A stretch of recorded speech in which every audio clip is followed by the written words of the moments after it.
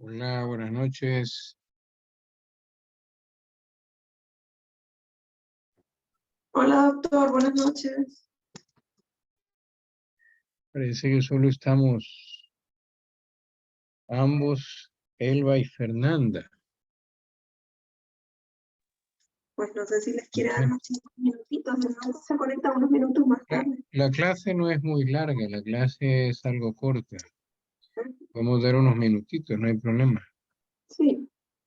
Voy a ir buscando cómo abrir la presentación y tenerla lista. Sí.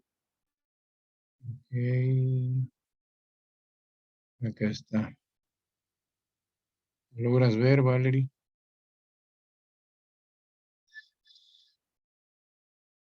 Eh,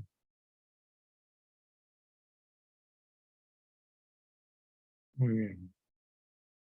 Y al final doctor va a dar una clase ¿Cómo? de sacro. No iba a dar vaginoplastia. Vaginoplastía va a dar el doctor Ajá, sí. Bravo. El problema es que Bravo anduvo en la jornada todo el fin de semana, entonces no creo que lo correcto hubiese sido que hubiéramos seguido con vaginoplastía, Ujú. después de histerectomía vaginal, pero pues, no creo que Bravo la haya tenido lista. Yo le dije a Bravo que la Bueno, diera el miércoles. sí, no importa. que Se fueron el fin de semana a Río San Juan, una jornada de Así. Sonigop. Entonces por eso voy a presentar yo. Lo que pasa es que como usted había dicho que iba a ver si de A, sí, te ubicas. que como usted había dicho que iban a dar vaginoplastia después de histerectomía vaginal, pero Sí, claro, sí me sí, sí, sí. Sí, la pero que estaba después. Sí, pero me imagino que el doctor iba a venir algo cansadón. Entonces le voy a dar chance para que el miércoles presente vaginoplastía. sí, ya está bien. Dale. Entonces, pues ahora ya hay 5 participantes. Noemí, Elba, Fernanda. Bueno, pero los del diplomado solo son 3. Vamos a dar unos 5 minutitos, ¿te parece, Valerie?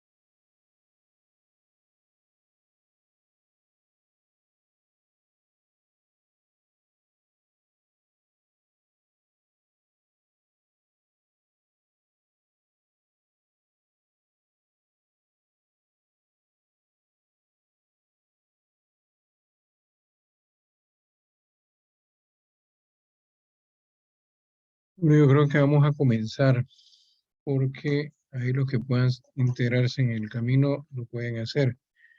¿Me escuchan? ¿Me escuchan bien? Fernanda, ¿Se Saraya, escucha? Sí, Sí, doctor. doctor. bien. Vamos a comenzar, ¿verdad? A ver, en un principio, cuando programé esta conferencia, eh, le habíamos puesto colposuspensión, ¿verdad? Colposuspensión, y en principio nada más íbamos a hablar de la colposuspensión sacroabdominal. Sin embargo, cuando busqué la información, preferí cambiarle un poco el título a la clase y lo preferí dejar como procedimientos quirúrgicos para suspender la cúpula vaginal. Y es que creo que más allá de hacer una histerectomía abdominal, una histerectomía vaginal, creo que el principal temor de la mayoría de los ginecólogos es la recidiva del prolapso y especialmente la recidiva de la cúpula vaginal.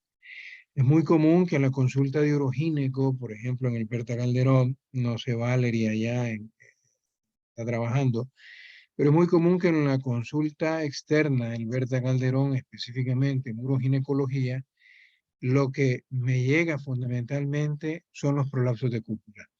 Pacientes que le han hecho la histerectomía en cualquier otro hospital, hasta en privado, y que llegan y dicen, bueno, el doctor ya me dijo que yo ahí ya no tengo nada que hacer y que aquí en Alberta me van a solucionar mi problema, ¿no? Ya sabemos que la recidiva, la que sea, ya sea de nivel 1, nivel 2, de Lancet, ¿no? Cualquier lugar de recidiva no es cómodo para un paciente. Y cuando hablamos de recidiva de cúpula es mucho mayor. ¿Ya? Entonces, existe mucha cirugía. O sea, hay muchas operaciones que para suspender lo que es la cúpula vaginal. Sin embargo, fíjense bien que no hay un consenso específico de cuál es el mejor procedimiento de todos los que hay, ¿ya? Muchas veces hay escuelas que tienen más experiencia en las suspensiones transvaginales y otras escuelas tienen más experiencia en las suspensiones que tienen que ver transabdominales. Y nos encontramos la controversia porque cada quien defiende el criterio que tiene. A mí me gusta más hacer vaginal por este motivo, a mí me gusta hacer abdominal por tal motivo, ¿no? Sin embargo, fíjense bien que la elección de este tipo de procedimiento puede depender, y ojo con esto, comodidad y habilidad del cirujano. Lógicamente, ya se sabe que suspender una cúpula en una paciente obesa, qué sé yo, una obesidad mórbida en donde el panículo adiposo cae, ¿ya? Y ya sabemos que es un reto para cualquier cirujano, pues entrar a operar una paciente obesa. Entonces, es lo mismo que estamos hablando, ¿no? ¿Qué tanta comodidad puede tener este cirujano y qué tanta habilidad para abordar por arriba? Ahora bien, este cirujano se encuentra preparado para hacer un abordaje vaginal. Es la otra pregunta que hay que hacer. Algo que es fundamental siempre y para mí es muy importante es la recurrencia. Nosotros tenemos que luchar por cada vez mejorar nuestras técnicas quirúrgicas, mejorar nuestras habilidades, hacer un mejor diagnóstico, porque ese es el problema principal, la recurrencia. No tienen idea lo que cuesta reparar un prolapso que ya había sido intentado reparar, principalmente de cúpula, y ahora, después de 2, 3 o quién sabe cuántos intentos, pues ya como quien dice, ya vamos, que vaya para el Berta Calderón a parar, o qué sé yo, o que vaya donde su especialista, que vaya donde la doctora Espinosa, para que ella le resuelva, ¿no? Y esto tiene que ver mucho con los diagnósticos que nosotros hacemos.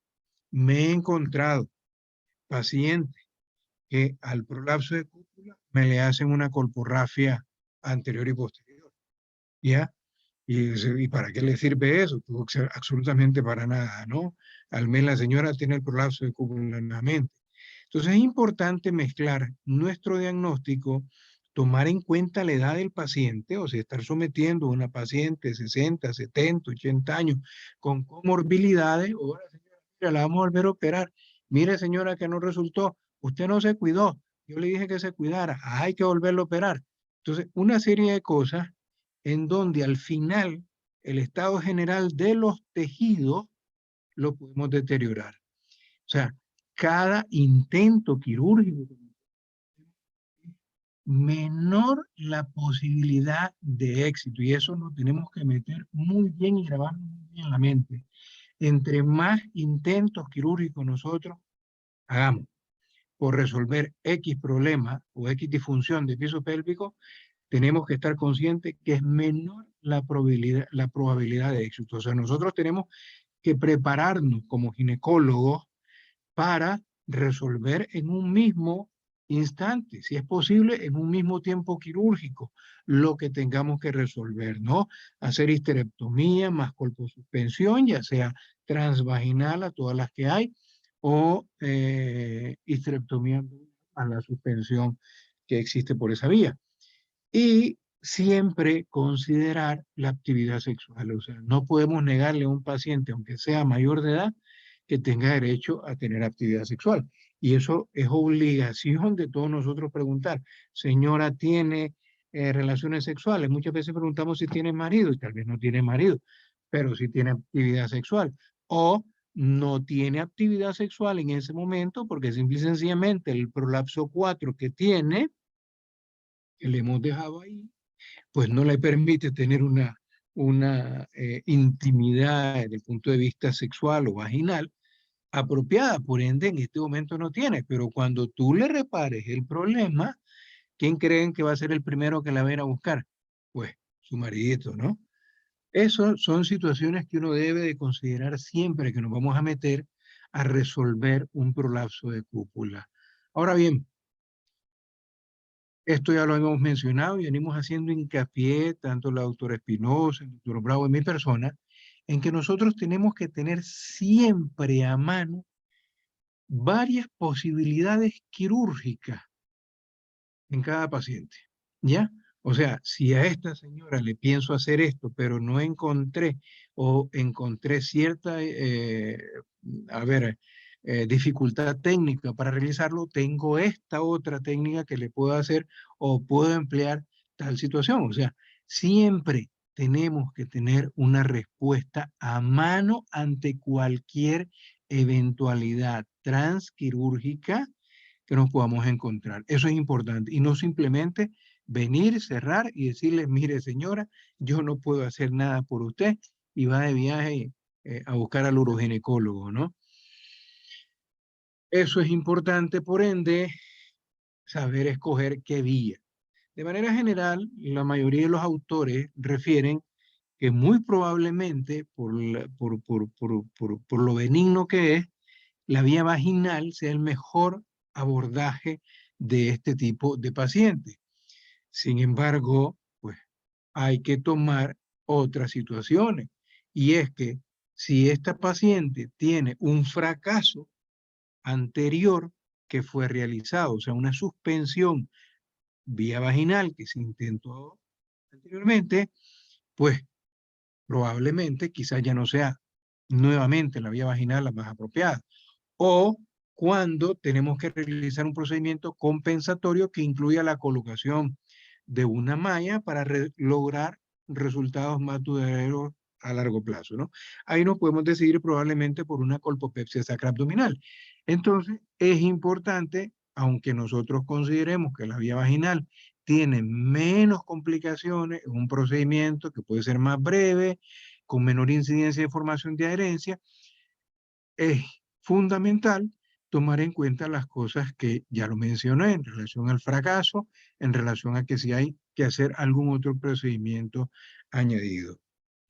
Por último, lo que ya lo comenté quizás, los procedimientos obliterativos, estamos hablando de cerrar, ¿no?, el canal vaginal, como la colpocleisis parcial del eforo, la colpectomía o la colpocleisis general, puede emplearse lógicamente en aquellas pacientes que sabemos que necesitan un procedimiento corto, de no mucha duración, y que no tienen una vida sexual o no ya prevén una vida sexual en el futuro, ¿no? Muy bien, este es uno de los primeros procedimientos, se llama cultoplastía hemacal. Ya sabemos que la cultoplastía hemacal tanto puede ser empleada por vía suprapúbica o por la vía vaginal. Eso es importante documentarlo. Las imágenes acá hacen de cuenta, bueno, no puse la primera imagen es una cúpula vaginal que está totalmente prolapsada. Si ustedes se fijan, aquí están las pinzas de Alice, que lo que hacen es sostener el defecto en su mayor declive, ¿ya? Y se hace una incisión. La inmensa mayoría refieren que la incisión debe ser transversal. Algunos prefieren hacerla en forma de T, y ya van a ver por qué más adelante. Entonces, transversal, separando lógicamente la fascia que podamos encontrar ahí. Muchas veces se hace un poco difícil porque es un tejido cicatrizal probablemente muy fibroso y que dificulte un poco, pero la verdad es importante, por ejemplo, para mí me facilita más cuando hago una hidrodisección, tanto de la pared vaginal anterior como la pared vaginal posterior y a nivel de cúpula. La hidrodisección de esa parte del tejido me facilita hacer un mejor plano, ¿ya? Y disminuye también el sangrado. Entonces, cuando nosotros ya hemos separado esa parte, tenemos visible lo que es un posible saco de enterocele, y esto es peritoneo. Como se mencionó cuando hablamos en la histerectomía vaginal, ¿qué es lo que se hace usualmente? Se recorta el excedente de peritoneo para dejar una bolsa peritoneal más pequeña. Esta es una imagen bonita que honestamente yo solo la veo en los libros casi siempre. ¿Por qué? Porque estos son separadores, si lo ven, pueden ser separadores de Diver, por ejemplo, eh, que son los más comunes a utilizar, ¿no? Aquí nosotros, ¿qué es lo que identificamos?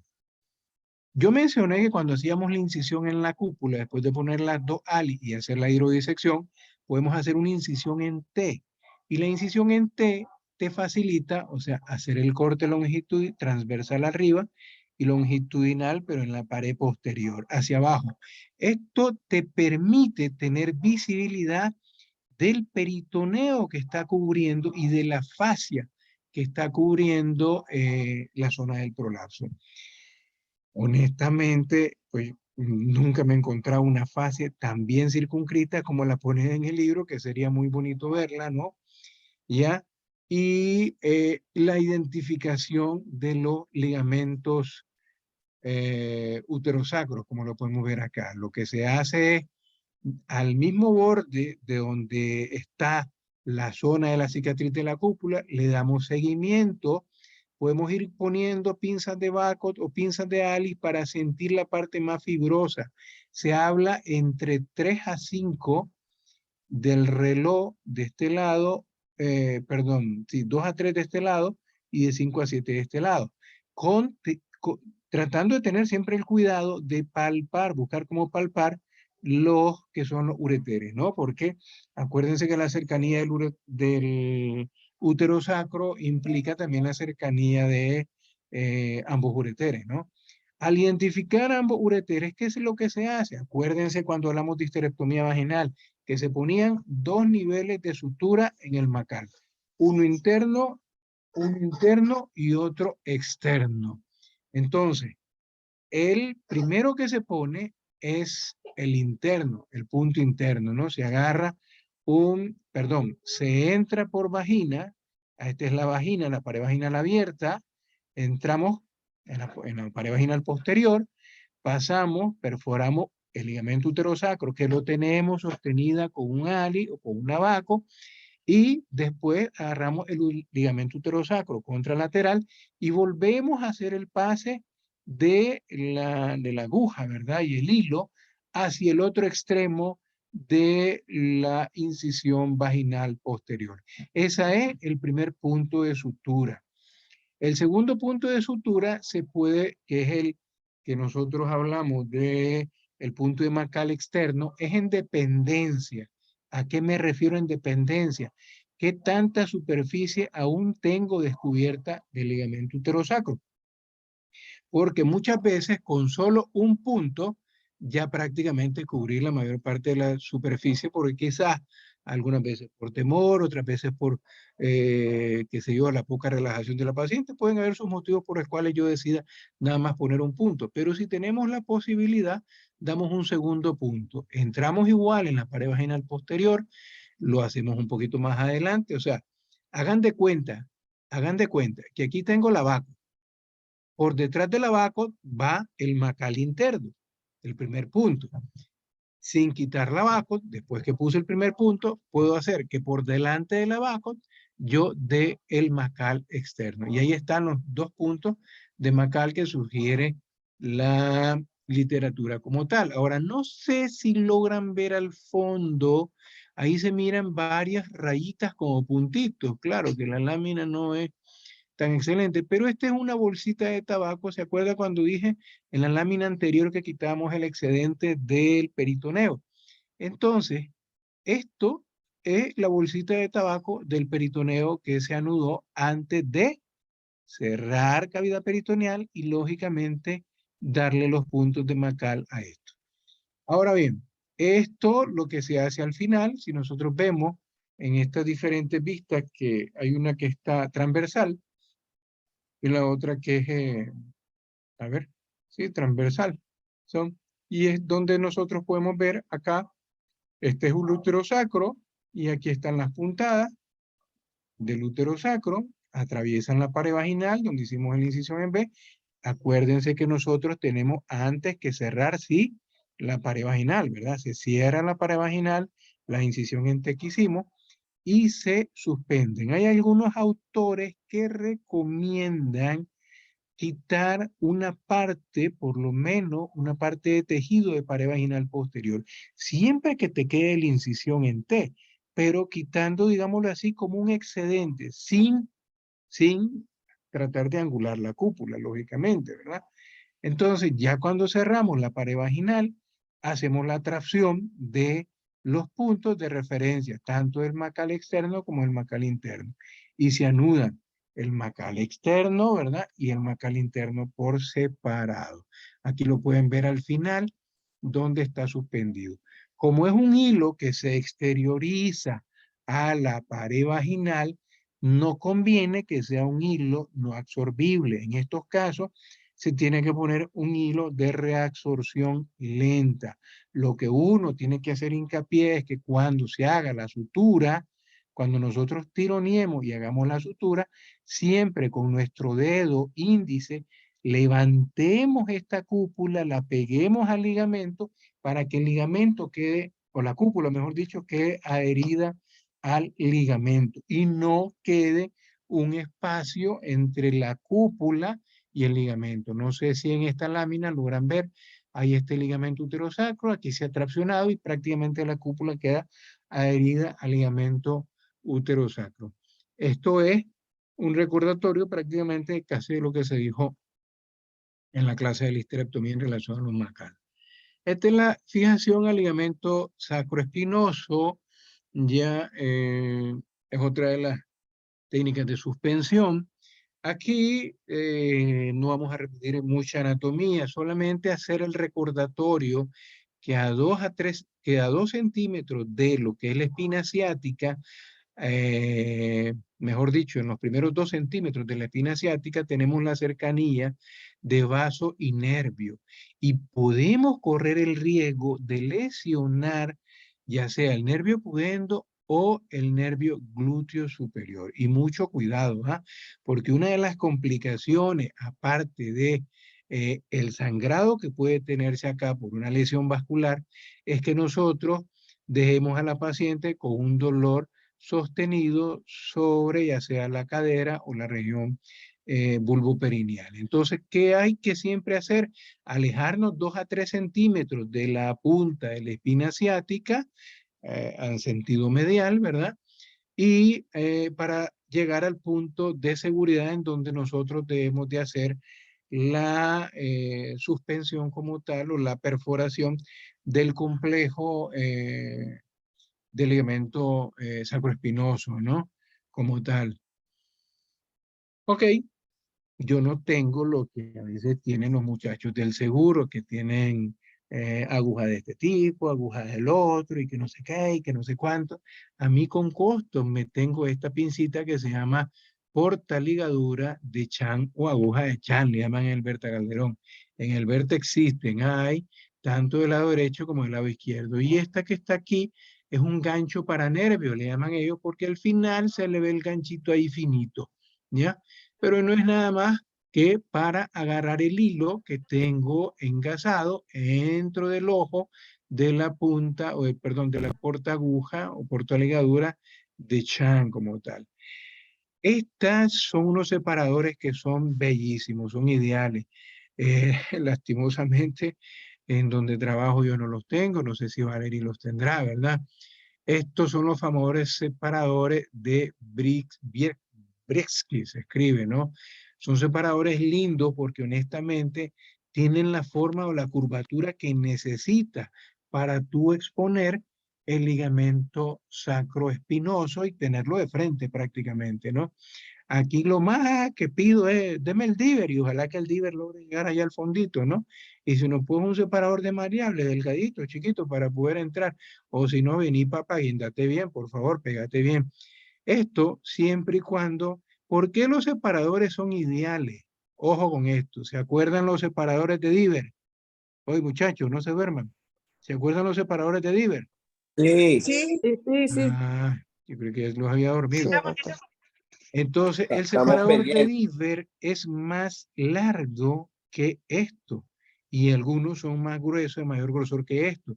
¿Cuál es el riesgo con el separador de Diver? Que nosotros o el ayudante se me duerma, se me guinde y con el separador de Diver lesione o raspe la pared del sacro. Ojo ahí porque me puede provocar una lesión vascular de los vasitos presacros que tenemos ahí hasta una lesión nerviosa. Está descrito por Una moto utilizar. y esto ¿Ah?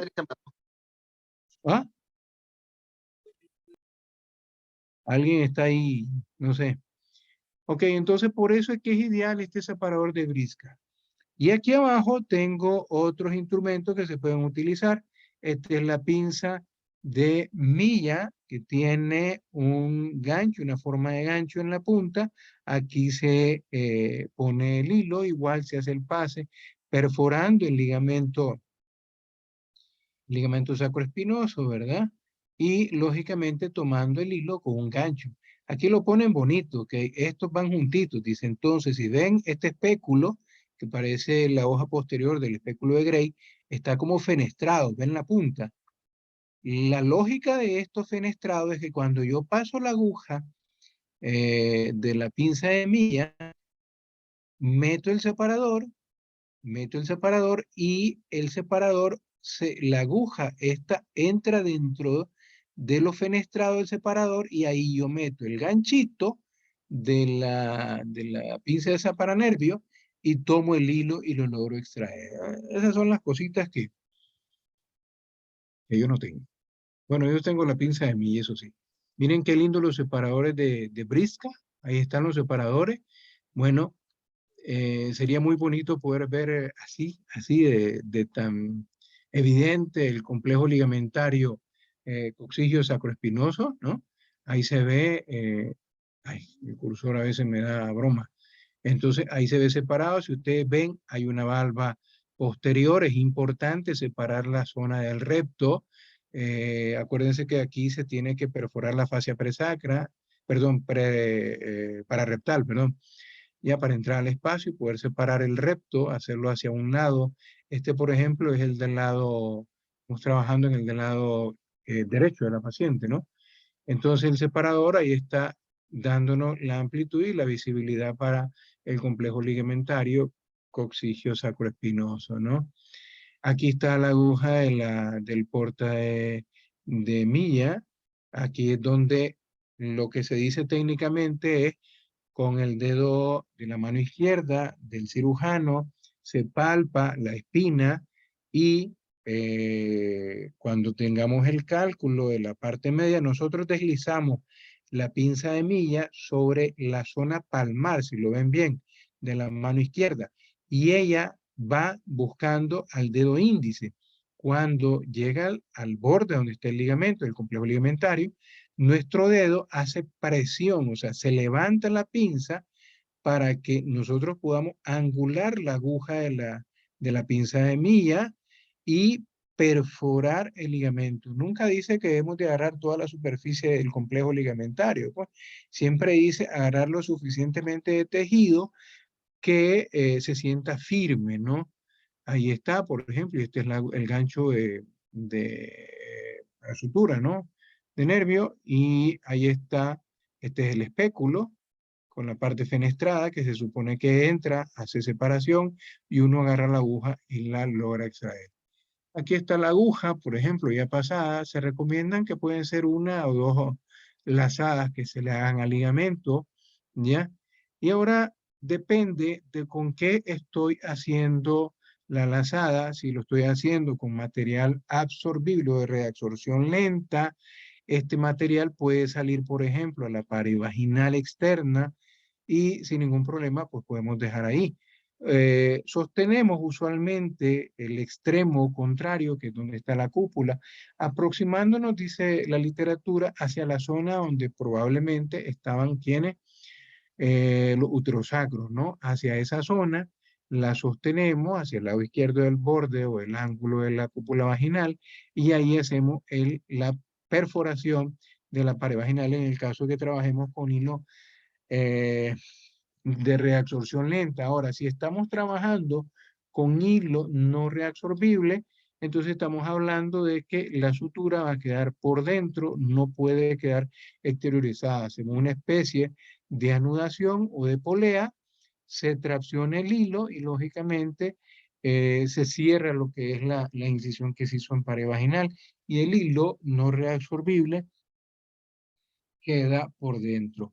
Usualmente se recomienda que con solo que se haga la suspensión de un lado, como la mayoría de los cirujanos somos diestros, entonces la suspensión que se hace es del lado derecho de la paciente, porque nuestra mano izquierda está junto con los demás separadores, haciendo el espacio apropiado para tener una correcta visibilidad del complejo ligamentario, palpar o captar muy bien la espina, alejarnos de esos 2 a 3 centímetros de la espina para poder hacer un buen anclaje, ya sea que ocupemos pinza de milla o la doctora Valerie que tiene experiencia con los otros sistemas de suspensión para el sacro espinoso. Aquí es un ejemplo de una anudadura y estamos traccionando. Este es probablemente un hilo de reabsorción lenta. Aquí se hace hincapié y es muy importante igual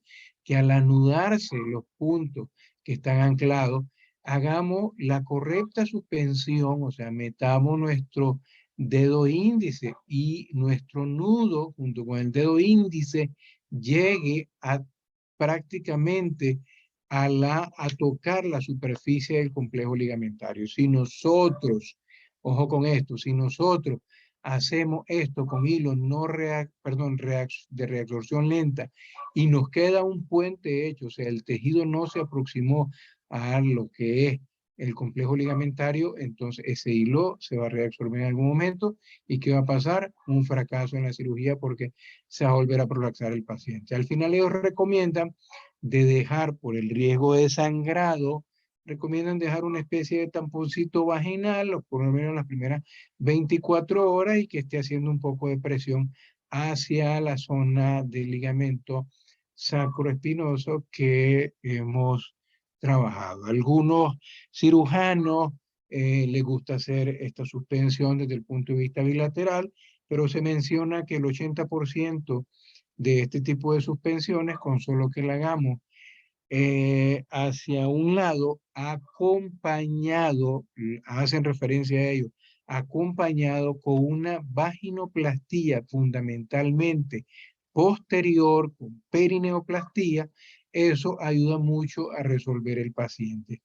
La mayoría parece que no hace vaginoplastía anterior. No sé por qué, no sé por qué el libro lo dice así. La lógica es que si queda algún defecto después de la suspensión, ya sea anterior o posterior, pues lógicamente hay que reparar el defecto, ¿no? Y darle un poco de simetría, ¿no? Al canal vaginal y eso va a proteger de cualquier recidiva que se nos pueda presentar. Pero la literatura lo mencionan de esa manera. Tal vez la doctora Valerie después nos comenta un poco su experiencia en relación a las suspensiones que ha hecho Sacra Espinosa, ¿no? En donde ha trabajado. Hasta ahí vamos bien. Hoy se me durmieron otra vez. Sí, Sí, doctor. doctor. No, no, Ah, vamos bien, se estamos bien. durmieron. No, No, no. No, no, no, nosotros no. vimos una cuando la vez que fuimos a Alberta con el doctor Bravo. Muy bien, perfecto, excelente. Y vamos a volver a hacer para que no lloren. Ok. Esa es una técnica, ¿verdad? Que de la que se ocupa más quizás la sacroespinosa. Hay otra técnica que esta que está acá, que es la suspensión alta al ligamento útero-sacro con reconstrucción de la fascia. Es algo parecido a lo que venimos mencionando. Si aquí hace mucho énfasis y dice, la justificación del que propuso esta técnica quirúrgica es la siguiente. Dice él, bueno, la fascia se rompe o está rota, no en toda ella, dice. Probablemente son sectores de la fascia en donde hay nada más defectos, pero es obligación del cirujano encontrar la fascia apropiada para poder repararla y junto con la ligadura alta del útero sacro hacer una mejor reparación del defecto. Y vuelvo y repito, honestamente, pues encontrar una fascia así visible y que uno dice, hombre, aquí la separé y está bien bonita, pues el rindo el charro, ¿no? A mí aún después de muchos años de experiencia, todavía cuesta en algunas pacientes, más cuando son viejitas de 80, 90 años, ¿no? Señoras mayores, ¿verdad? En donde, pues, la fascia parece tele cebolla, ¿no? Y ahí es como dicen, vamos aquí probandito, ¿no? Ok, este es el defecto, si ustedes lo ven, el prolapso, ahí está en la ALI, hacen la incisión igual, una incisión transversal, en este caso también dicen ellos que puedes hacer una incisión en T, o sea, agarras acá, este es el mayor declive del prolapso de la cúpula, incides acá e incides en sentido posterior, ¿no? Fíjense bien que quizás la propuesta de este médico al hacer la incisión posterior es tratar de buscar de manera en la parte posterior una mejor fascia y quizás desde ahí venir haciendo la separación entre mucosa, como lo ven aquí, mucosa vaginal y la fascia como tal. Acá en esta imagen se menciona que es muy importante y esto es muy delicado para ellos porque esto es una suspensión alta del ligamento uterosacro. Esta no es la que se propuso anteriormente, en donde tú abrías el saco herniario y a nivel del saco herniario venías y ponías una, yo les decía, una ALIS o una VACOT y ahí podías hacer el clampeo y poner las puntadas que ya mencionamos, ¿no? Tipo Macal, ¿estamos claros? Aquí no. Aquí ellos dicen, no, vas a ir a buscar más arriba el ligamento uterosacro y hablan de 5 a 7 centímetros hacia adentro.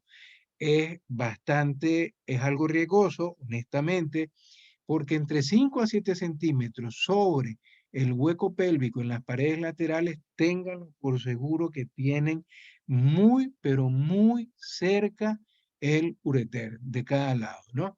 Entonces, esta técnica, en lo particular, yo no tengo experiencia en ella, lo que estoy leyendo, lo que le estoy explicando es lo mismo que yo comprendí, claro que por anatomía es fácil la comprensión, no sé si la doctora Valeria ha hecho suspensión, o el doctor Bravo, suspensión alta del ligamento uterosacro, pero es lo mismo. Entras acá, agarras el ligamento uterosacro de ambos lados, ya identificado, ya les dije 5 a 7 centímetros hacia adentro del defecto. Cuando ya lo tenés identificado, poner los puntos de sutura de reacción retardada, y lo que hace es juntar poner hacia la línea media ambos ligamentos uterosacros. Por eso es que es riesgoso. Si nosotros entramos 5 a 7 centímetros lateral, eso implica que cuando yo traccione estos ligamentos uterosacros hacia la línea media, ¿qué creen que pueda pasar? Acodadura de los ureteres, de ambos ureteres, si no es que me los chingo en la sutura. ¿Ah? Entonces, esta técnica, más adelante le voy a dar las ideas que dicen ellos, ¿no? Aquí lo ven. Aquí, después que se agarraron, el de cada lado, venimos y al suturarlo, ellos quedan en la línea media. Y lógicamente, al quedar en la línea media, es como hacer una especie de hamaca, ¿no? De los ligamentos uterosacros. Bonito sería verlos así, ¿no? Pero vienen y pasan puntos de diferentes niveles de sutura. Hablan de 4 a 5 de la pared, tanto anterior como posterior.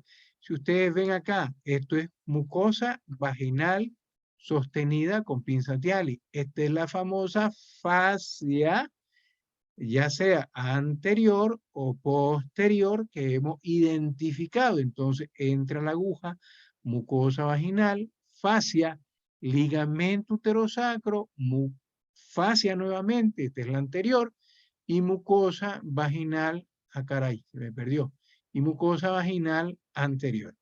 Si ustedes lo ven, cruzan de posterior, fascia, ligamento, fascia, anterior. De tal forma que cuando nosotros anudamos es como hacer puntos de sutura por separado, o sea, como que nosotros estemos anudando punto, punto, punto, punto, punto, punto por separado, ¿no? Quiero ver si aparece, aquí lo puse, ¿eh? No lo quise pasar por alto porque yo lo voy a mencionar y después no me digan que quien lo hizo no le dije que podía tener esta complicación. Ahí tenemos, en primer lugar, las lesiones o acodaduras del ureter. Por ende, esta técnica de suspensión alta del ligamento uterosacro dice que sí o sí debe acompañarse de una visión a través del citoscopio, que es lo que vamos a ver, que don ureter esté eyaculando tanto al lado derecho como al lado izquierdo. Vemos eyacular los ureteres, no hay problema, ahí termina todo, ¿verdad? Pero esta es la complicación mayor, ligadura o acudadura del ureter. Lo sigue la hemorragia con posterior transfusión. Y ojo con esto, cuando nosotros entramos 5 a 7 centímetros sobre la pared del piso pélvico para tener más claro el ligamento uterosacro, ¿qué pasa? Tenemos también los vasos del piso pélvico mucho más cercanos y ahí también la podemos enredar. Y una de las cosas que dice este tipo de literatura o el que recomienda esto, que los sangrados que se dan en este tipo de paciente es un poco difícil hacerle hemostasia apropiada, aún teniendo que abrir la paciente vía abdominal y querer vía abdominal llegar al hueco pélvico es bastante, técnicamente es también bastante engorroso, ¿no? La otra situación, lesión intestinal, lesión vesical, y esto es lo que yo le comentaba, de la citoscopia transoperatoria, por obligación. Ok, esa era la suspensión. Alta de los ligamentos uterosacros, ¿no? No se mira difícil. Chiva, chiva, chiva. Ok, suspensión de cúpula a la fascia iliocoxigia. Una vez en mi vida lo he hecho y fue por pura casualidad. No sé si Bravo se recuerda, en una ocasión estábamos operando en una de las jornadas, cuando mi muchacho estaba terminando, creo, la paroscopia. Vino a ayudarme en una jornada quirúrgica y bueno, teníamos que resolver ahí de dónde suspender porque no teníamos el equipo necesario o suficiente para hacer una suspensión sacroespinosa y tuvimos que hacer una suspensión de cúpula a la fascia iliococcigia. Está descrito, lo único que hay que separar muy bien, aquí arribita es una mirada, digámoslo, de arriba hacia abajo. Lógicamente que esto no lo ven ustedes. Este es el dedo del examinador tocando el punto de referencia. Fíjense bien dónde está la espina y se va hacia el borde en donde se une la fascia de el músculo elevador del ano con la fascia lateral o la fascia obturadora también y va hacia esa zona que es más fácil palpar la fascia endopélvica como tal o la fascia iliococcigia. Tú la tocas y aquí menciona técnicamente que hasta se puede quizás, como estamos a ese nivel, buscar un poco el ligamento uterosacro, ¿ya? Y agarrar el uterosacro de ese lado y mezclarlo junto con el punto que da sobre la fascia, ¿no? Buscando, pues, lógicamente, solamente agarrar tejido firme. Cuando nosotros agarramos tejido firme, ya sabemos que estamos agarrando fascia como tal. Ahora, la mano izquierda del examinador, ¿a quién está separando? A don recto. Aquí, si usted lo ven, este es un cistocele y aquí está separando al recto. Ellos dicen de que es más fácil agarrar una compresa húmeda y meter la compresa húmeda, ya, aquí, esta es la compresa húmeda, ¿verdad? Está separando el cistocele, a eso se refiere, ¿no? Separa la compresa húmeda del cistocele, rechaza lo más que se pueda las vísceras, porque el riesgo de esta puntada es agarrar el intestino también. Entonces, separa las vísceras en sentido apical y con tu mano izquierda, el cirujano, está, perdón, está separando el recto. Das la puntada en la fascia, puedes darla nada más en un lado, algunos dicen que se puede hacer bilateral también, eso es en dependencia de la habilidad del cirujano. Siempre, siempre fíjense bien, en la imagen que aparece es el lado derecho del paciente, porque, bueno, la mayoría de nosotros los cirujanos somos diestros como tal, ¿no? Por eso es que aparece exclusivamente la imagen acá. Aquí se mira la suspensión, ya donde están, aquí dieron 2 puntos, por ejemplo, ya se puede hacer perfectamente con material de hilo reabsorbible, igual con la misma premisa de que se debe suspender la cúpula, plegarse hacia las zonas de donde hemos puesto los puntos de referencia, anudar apropiadamente y que la cúpula quede en relación íntima hacia el sitio de la sutura para que ahí cree la suficiente fibrosis y la suspensión posterior. Es conveniente siempre por los riesgos de sangrado que dejemos pues un taponamiento ahí vaginal que se lo quitamos 24 horas después. Ok, vamos a la otra técnica, la que es la colpopepsia sacra por vía abdominal, ¿no? Ok, es una corrección quirúrgica. De manera general, la mayoría de los autores dicen que es más duradera que cualquiera de las otras técnicas y que es más resistente para el prolapso de cúpula vaginal. Y si se quiere decir de manera categórica, es la mejor técnica para las recidivas de recontrarrecidivas, ¿no? Para no estarla pensando tanto. La tasa de reoperación, fíjense bien, de las pacientes que se tratan vía vaginal es del 33%. Y sin embargo, la tasa de reoperación para las pacientes que se le hacen la colpopepsia sacroabdominal es de apenas del 16%. Y honestamente, depende mucho del sitio y de la escuela, porque sinceramente, cuando se llega a obtener una buena casuística, una buena práctica, yo creo que no se llega ni siquiera al 5% de recidiva, ¿no? No quiero decir dónde porque van a decir que estoy fachenteando, entonces mejor no le digo.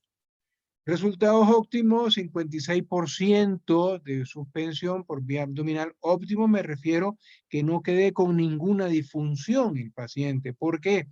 porque aunque la suspensión abdominal, sacroabdominal, sea excelente, pero esta paciente puede quedar continencia urinaria. Algunos libros dicen, algunos cirujanos que tienen experiencia en esto dicen que hasta puede haber 1/3 de pacientes que pueden quedar, por ejemplo, con incontinencia urinaria, aparte de dolor pélvico crónico, aparte de dolor en las relaciones sexuales, pues lógicamente que eso es mucho menor, ¿no?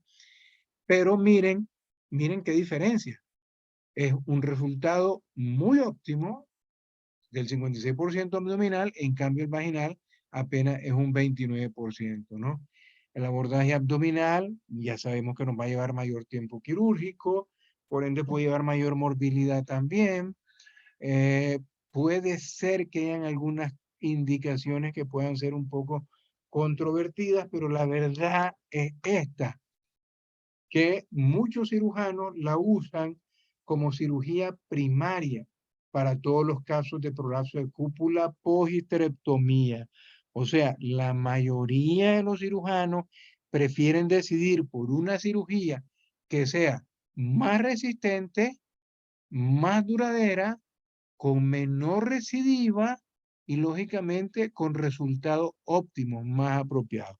Hombre, si tenés una cirugía que te dé esas condiciones, la vía vaginal, uno ya la tiene que dejar específica por si tenés que hacer una reparación o algún otro abordaje que tú creas que lo tenés que hacer necesariamente por vía vaginal en un mismo tiempo quirúrgico. No sé si me di a entender con eso. ¿Sí quedaron claros con eso o no? Oye, chavalos, Más o Sí, menos. doctor. ¿sí? O sea, voy a hacer la vaginal porque igual voy a reparar un desgarro tercer grado, qué sé yo, alguna otra cosa añadida, ¿no?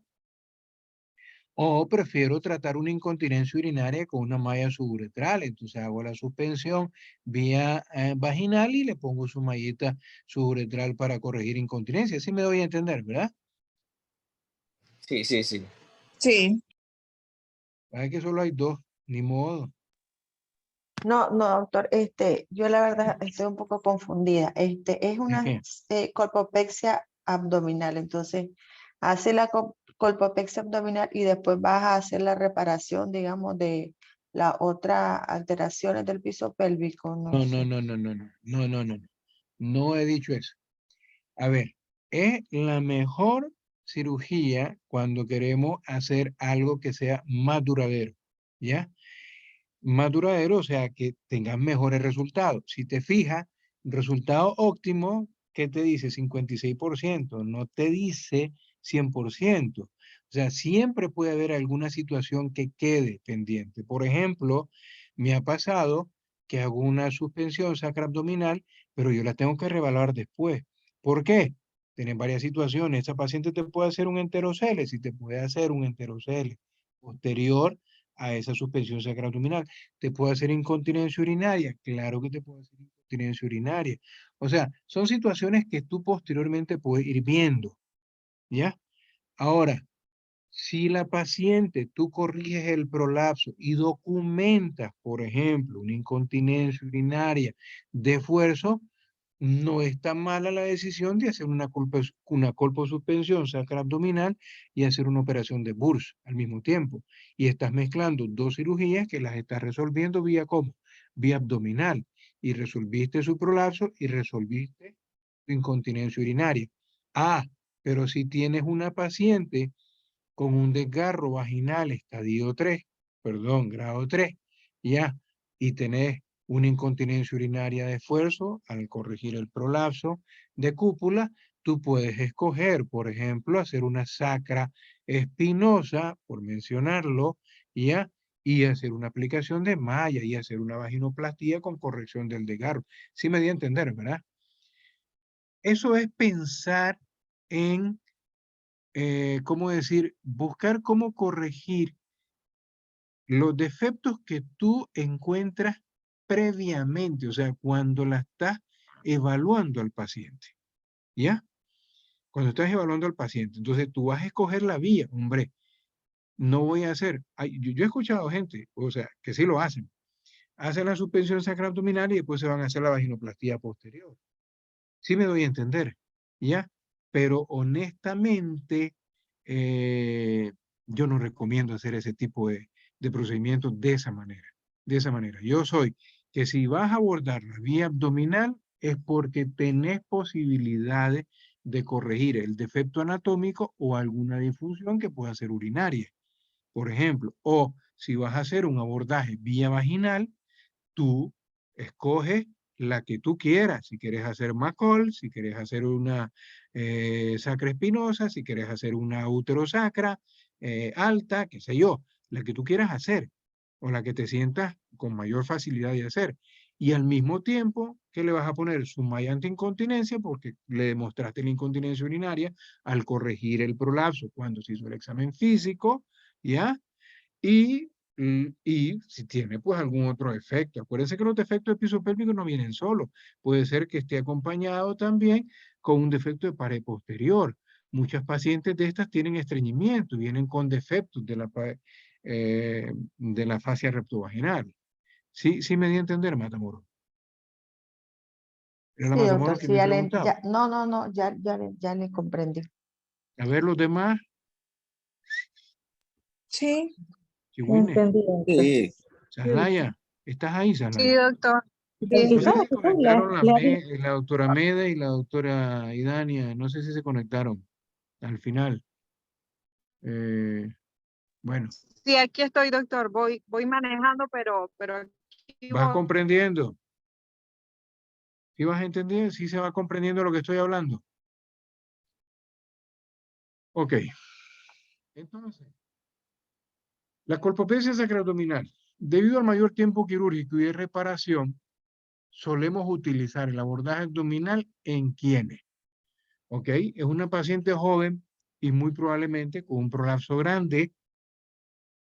Es una paciente que le falló el abordaje vaginal, independientemente de la edad que tenga. Entonces vos querés hacer un abordaje que tenga un poquito más de resolución. Es una paciente con una vagina corta, mencionan ellos. Ahí yo no estoy tan de acuerdo en eso de que una vagina corta la deba resolver por vía sacroabdominal.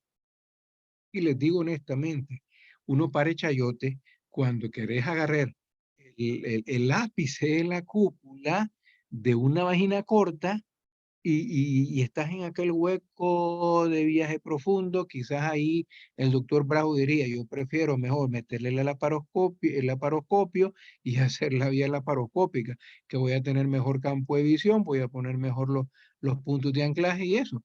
Entonces, más a favor que en una vagina corta, debo realizarlo vía vaginal. Es mi libro, según eso, la literatura, ¿no? Pacientes con enfermedades coexistentes que predisponen a aumento de presión intraabdominal y a posible fracaso. Les voy a ser sincero. Una paciente obesa, o una paciente con una enfermedad pulmonar crónica, que bueno, se compensa en un tiempo, puede ser que se descompense después. Yo no soy de la elección de irme vía vaginal porque sé que muy probablemente, por muy buena la técnica, tenemos más altas posibilidades que podemos tener fracaso. Entonces ahí yo me decido, ahí yo estoy de acuerdo en hacer una colpopexia sacra por vía abdominal. Ahora, las complicaciones. Las complicaciones honestamente son infrecuentes, aunque sí pueden haber complicaciones vasculares, es rarísimo porque uno tiene todo el cuidado, como abre el retroperitoneo para poder ver, quitas la grasa retroperitoneal y ves el ligamento sacro anterior o la fascia presacra, entonces es fácil identificar el ureter del lado derecho, identificar los vasos ilíacos, te puedes venir desde el ilíaco viendo y ver la bifurcación perfectamente y lógicamente eso hace que la lesión vascular sea mínimo. Y ojo con la sacra media, porque a veces hay algunas dificultades y tal vez estás no con mucho cuidado haciendo el repliegue de la grasa en retroperitoneal y ahí puedes lesionar. de los presacros, y eso uno lo tiene que tomar muy en cuenta, ¿no? Sobre el promontorio fundamentalmente. Lesiones intestinales, uno pues separa bien y es lo que tenés que hacer. Lesiones vesicales ureterales o infecciosas. Eso es muy poco. Yo que tuvimos en una ocasión, no mal recuerdo, fue una lesión, no fue una lesión, fue una infección de la zona de la suspensión, hizo una reacción de cuerpo extraño a la malla, ¿no? Y ahí pues nos fregamos. Estas son las imágenes. Ok, aquí ¿qué es lo que ven? Estamos viéndolo desde el punto de vista de arriba. ¿Y qué es lo que vemos? Vemos un dildo que está suspendiendo la cúpula. Aquí lo pueden ver, aquí están los separadores, llevándose el recto sigmoide hacia un lado, eso es muy importante, separar el recto sigmoide y tener el promontorio de frente, que es fundamental medir esa distancia, porque la lógica de suspender la cúpula vaginal por esta vía no es que voy a pegar la cúpula al promontorio, eso nunca se debe hacer, por muy extensa que sea la cúpula. Ya he visto, por ejemplo, me ha tocado en algunas ocasiones hacer una suspensión, un prolapso 4 en una mujer obesa con comorbilidades importantes, me voy por arriba, hago y cuando veo y estiro, miro que la cúpula, si quisiera suturarla al promontorio, me da tejido para hacerlo, pero eso es incorrecto, eso nunca se debe de hacer, ¿verdad? Entonces sí, por calcular la cantidad de más o menos de malla que podemos recorrer durante el procedimiento que vayamos a hacer. Entonces, aquí se identifica tanto la parte anterior, es importante ver dónde está la base de la vejiga para igualmente separar el peritoneo parietal, rechazar la vejiga, dejar visible tanto la fascia anterior como la fascia posterior, y eso sostenida por unas pinzas que pueden ser pinzas de Alice, ¿no? Aquí vemos la incisión a nivel del promontorio, ¿verdad? Se hace una incisión, este es el peritoneo probablemente ya separado, ¿ya? Y cuando se abre el retroperitoneo, aquí está lo que ya mencionábamos, ¿no? Aquí está el ligamento longitudinal del sacro, o también fascia presacra, ¿verdad? Y aquí vemos los vasos. Y miren bien qué es lo interesante. Aquí viene el úter derecho, aquí vienen los vasos ilíacos, puedes ver perfectamente la ilíaca común, puedes ver la ilíaca interna y externa con facilidad. Y esto es importante, buscar los vasos de la sacra media. ¿Por qué? Porque estos señores vienen directamente de la aorta. ¿Ya? Por ejemplo, la arteria sacramedia viene directamente de la aorta y una lesión de esta señorita, por favor, que he visto rezar a cirujanos de buena experiencia con esto, ¿no? Entonces hay que evitar lesionarlo. Hay diferentes maneras para hacerlo. Y una es, por ejemplo, es dar los puntos. Aquí pusieron 4 puntos sobre la fascia presacra, o sobre el ligamento sacro, ¿va? Ahí 4 puntitos, 2 a cada lado, si ustedes se fijan, de los vasos sacromedio. Honestamente, a veces quisiera tener todo ese espacio, pero muchas veces no se tiene todo. Y entonces nos vamos con 1 o 2 puntitos sobre la fase. ¿Qué es la parte importante? La parte importante es saber que tiene que quedar bien firme estos puntos de sutura. Normalmente la aorta tiene que bifurcarse más o menos entre el E3 y el E4 debería estar la bifurcación. Sinceramente, me he encontrado unas variantes anatómicas que me ponen los pelos de punta. He encontrado bifurcación de la aorta a nivel del promontorio. Y ahí, como dicen, ahí rezo por todos los santos que debo de conocer, ¿no? Aunque no me porte muy bien a veces, pues, pero trato de rezar para hacer la puntada. ¿Y qué es lo que hago? Irme por debajo de los vasos presacros. Entro aquí, me voy con mucho cuidado por debajito y salgo ahí o salgo aquí, ¿ya? Tratando de no rozar el vaso. Doy mis 2 puntitos diferentes, uno aquí y otro aquí, y como quien dice, nadie respire, nadie suspire, el que se mueva lo mato, ¿Ya? Y cuando ya dimos el punto, pues ya. Cada quien, los que tienen que irse al baño, se van al baño y los demás pues nos quedamos ahí. Eso, desde el punto de vista técnico, no es difícil, honestamente. Ustedes pueden ir practicar hasta con un cirujano general que les ayude a hacer la disección para ver muy bien y no les debe dar miedo, sinceramente, ¿no? Ahí está la malla, la pueden ver. Estos son los dos extremos. Aquí está sobre el promontorio, ahí se fija la malla. Lo mejor es que sea una malla de prolene, ya, no reabsorbible, y aquí está cubriendo o adherida con puntos a la fascia posterior y adherida con puntos a la fascia anterior, haciendo una especie de calcetín hasta donde lo permita la separación que he hecho de la vejiga. Ojo aquí, porque se pueden dar unos puntos en una sutura de Moscovitz, por ejemplo, se puede hacer o una sutura de Halban en la parte posterior. ¿Y en qué consiste? En cerrar el fondo de saco posterior para evitar la formación del enterocele. Claro que esa sutura la voy a hacer antes de fijar la malla del promontorio, porque si no, entonces, ¿cómo carajo voy a hacer la sutura, no?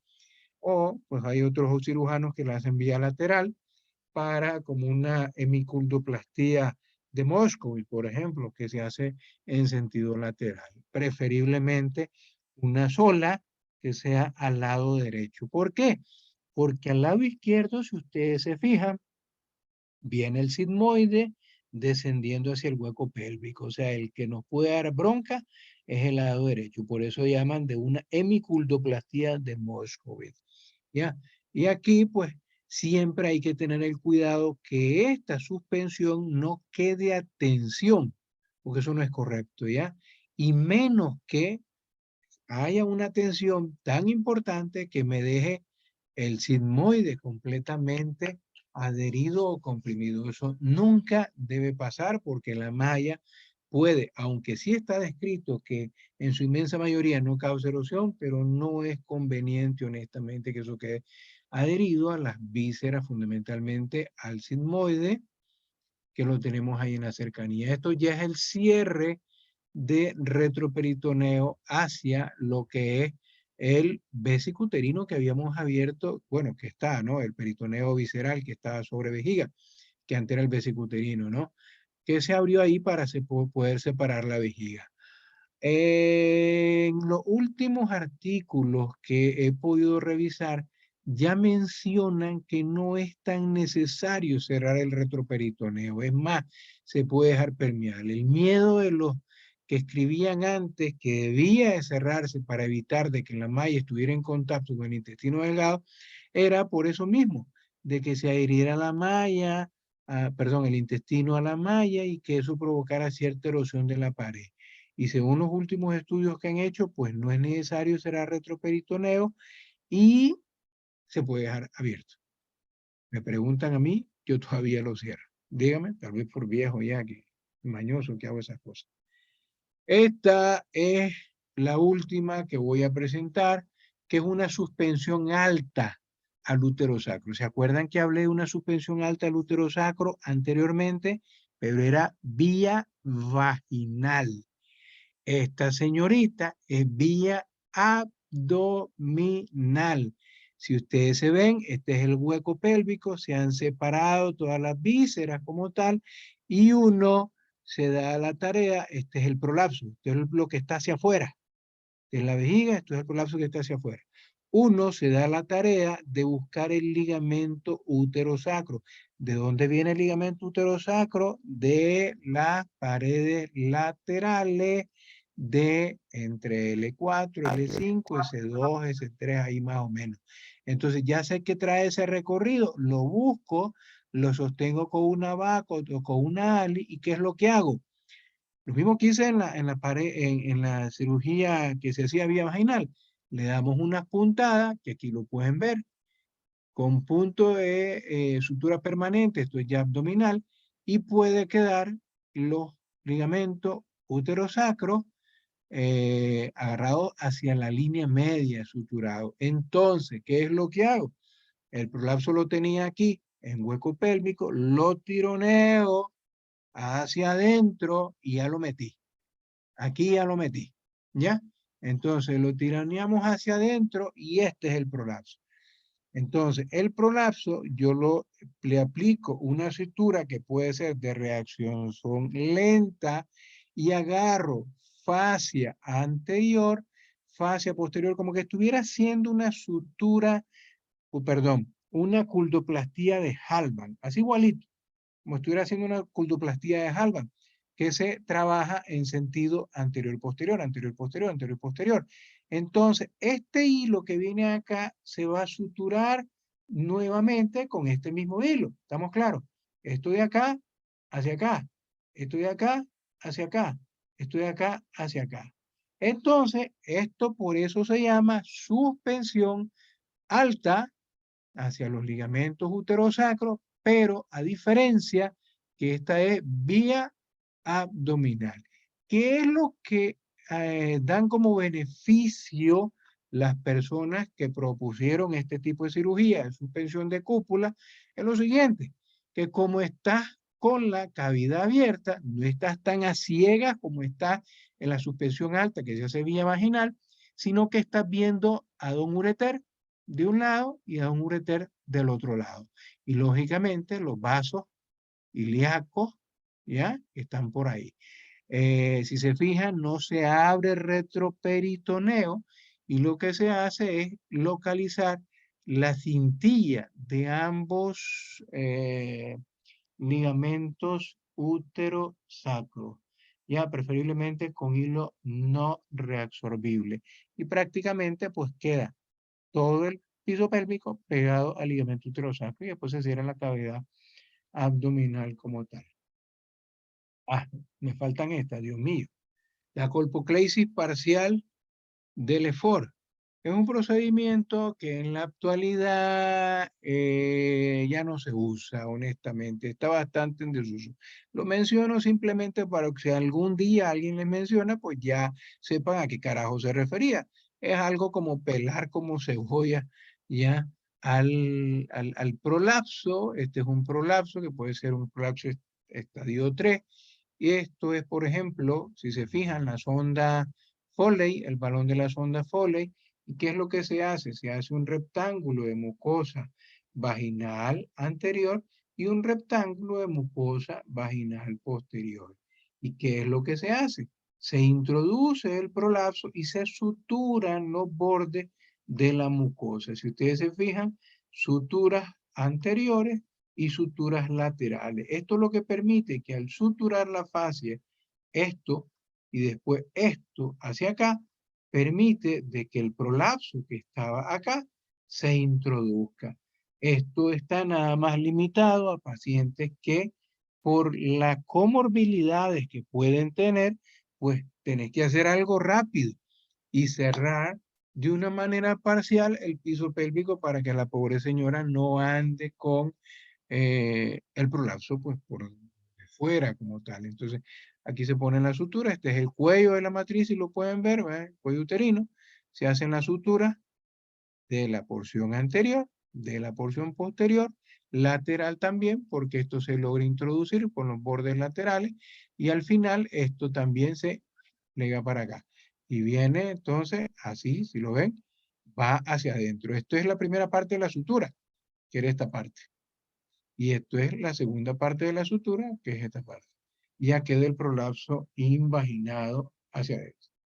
Esta es la colpectomía, algo parecido, ya, pero se le llama colpectomía o colpocleisis, pero este ya no parcial, esto es total. ¿Y qué es lo que hacemos? Esta es una manera, hay diferentes opciones. Una es hacer una colpectomía posterior a una histerectomía vaginal, o sea, seguido. Tengo un prolapso estadio 4 y decido no solamente hacerle la histerectomía vaginal, sino también acompañarlo de una colpectomía. Esa es una opción. Hago primero la histerectomía y la sigo con la colpectomía. La otra opción, esa la da el Kaiser, es hacer una primeramente colpectomía y después la histerectomía. Nada más se refiere a quitar el tejido vaginal, a eso que se refiere. y con el tejido ya descubierto hacer y completar la histerectomía. Ese es el enredo que se ponen ellos, pero de manera sencilla es eso. Ahora, esto es una colpectomía en una paciente que ya se le hizo, lógicamente, la histerectomía vaginal y nos llegó con el prolapso estadio 4. Ahí están las ALI agarrando cada borde. En lo particular, y la mayoría lo recomiendan, hacemos infiltración o lo que le llamamos hidrodisección con la solución de solución salina, más lidocaína con epinefrina. Eso garantiza una muy buena hemostasia, menos sangrado por ende, mejor plano para los tejidos y una comodidad para el cirujano trabajar. Entonces, hay diferentes técnicas. Aquí, por ejemplo, lo que habla es quitarla por sección. Sección anterior, sección posterior y las secciones laterales de último, para que los sangrados lo vayamos controlando poco a poco. Hay otra manera. Por ejemplo, yo lo trabajo con hemisección lateral derecha o hemisección lateral izquierda. Siempre es importante que tu nivel donde vas a llegar apical no pase más allá del vestíbulo, honestamente, porque cuando se cierra el vestíbulo corremos el riesgo de cambiar la angulación de la unión uretrovesical y por ende esta señora la podemos dejar con incontinencia urinaria.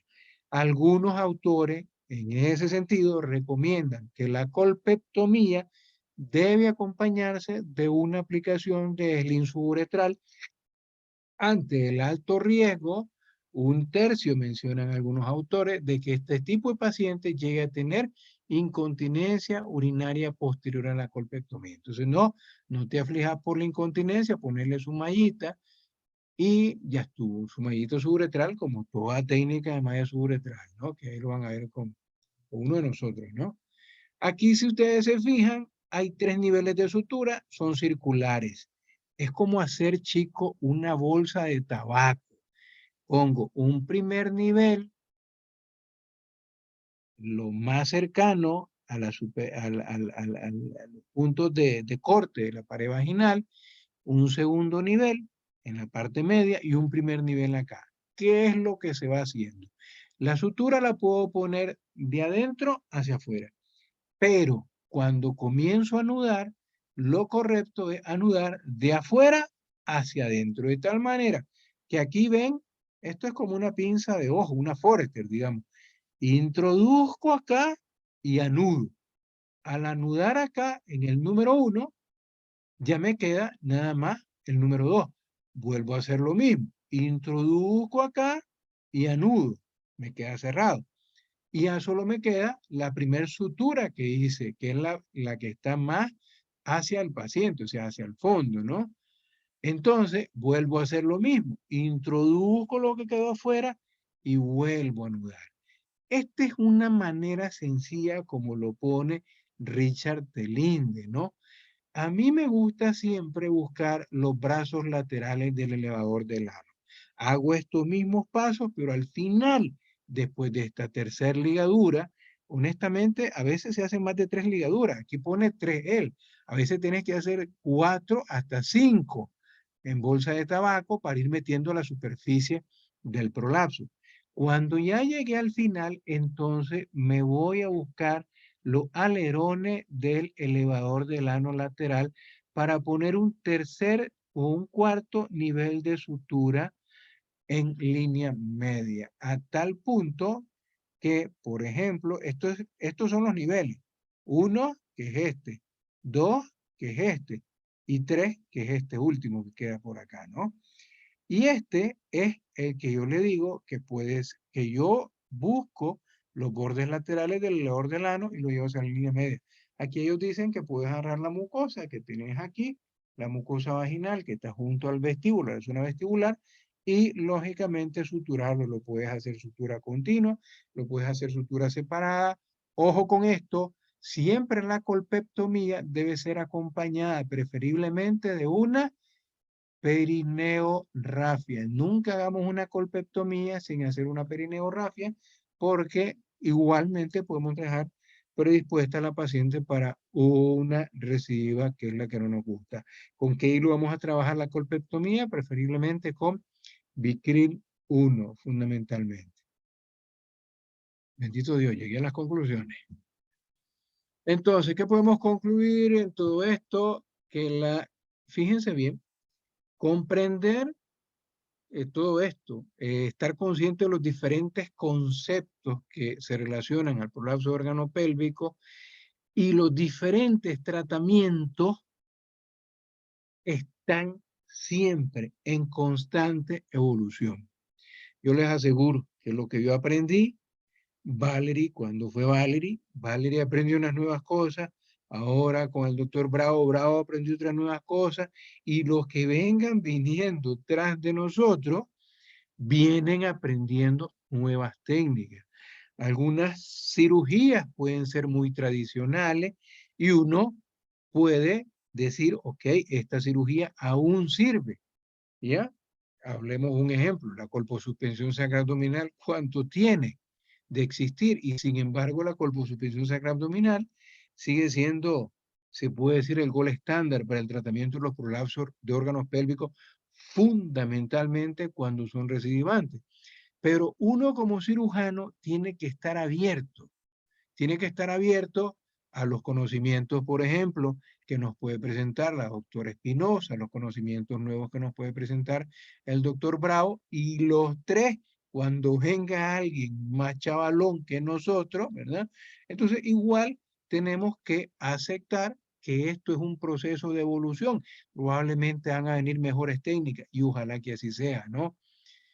Los tratamientos quirúrgicos deben ser restaurar los trastornos, tanto anatómicos como funcionales. Eso es importante. Esta evolución aporta conocimientos nuevos sobre medidas preventivas. ¿Qué refiere esto? Que no nos preocupemos solamente en querer operar y querer ser fiera corrigiendo prolapso de órgano pélvico. Preocupémonos en hacer que nuestras pacientes tomen las medidas preventivas apropiadas, más si son pacientes de alto riesgo. El cirujano debe ir evolucionando y aplicando estos principios y técnicas relacionados a los fallos quirúrgicos que ya se conocen, ¿no? Y los que tenemos la oportunidad de trabajar en lugares en donde la enseñanza debe continuar, es muy importante el factor investigación. Ya hoy comentábamos algunas cosas con el doctor Bravo, de que quiere hacer unos proyectos ahí con los muchachos. Igual nosotros estamos aquí trabajando por el lado de Alberta, y donde nosotros nos encontremos, si podemos ir haciendo una casuística, si podemos ir haciendo y teniendo resultados de lo que nosotros hacemos, eso nos sirve a cada uno de nosotros para decir en qué podemos ir mejorando o qué podemos ir proponiendo, lógicamente en la medida de lo posible, para que nuestros pacientes y nuestros resultados sean al final lo más satisfactorio posible. Esto yo creo que es lo que les tenía, y no sé, pues me gustaría, si tienen alguna pregunta, algún comentario, Valerie, si quieres agregar algo, porfa, o no sé si está Germán también por ahí, que tengamos la oportunidad de escuchar a ellos, no sé. Sí, por aquí el maestro, le voy a dar la palabra a la doctora Vale, está por ahí.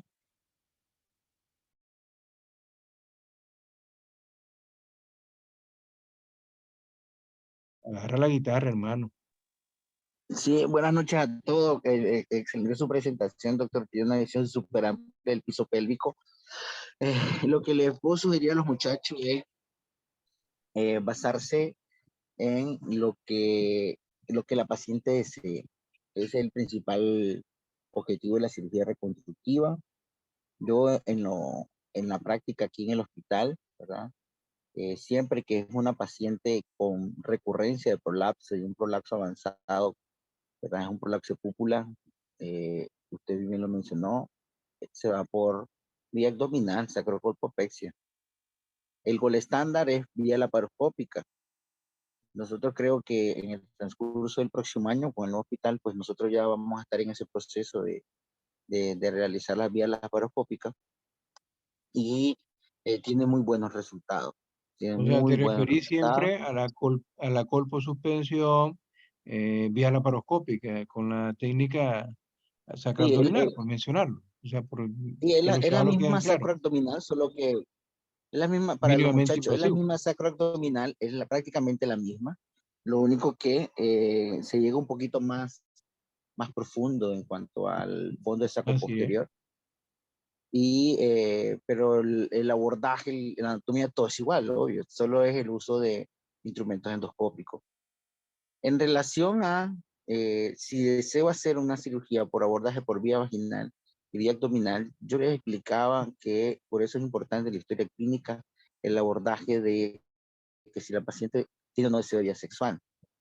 Si una paciente con comorbilidad de quiero salir rápido de quirófano y no quiero abrirla por vía abdominal por diferentes razones, ¿verdad? Mi vía de abordaje en este caso es la vía vaginal. Siempre hay que tomar en cuenta que la vía vaginal, la ventaja es la evolución.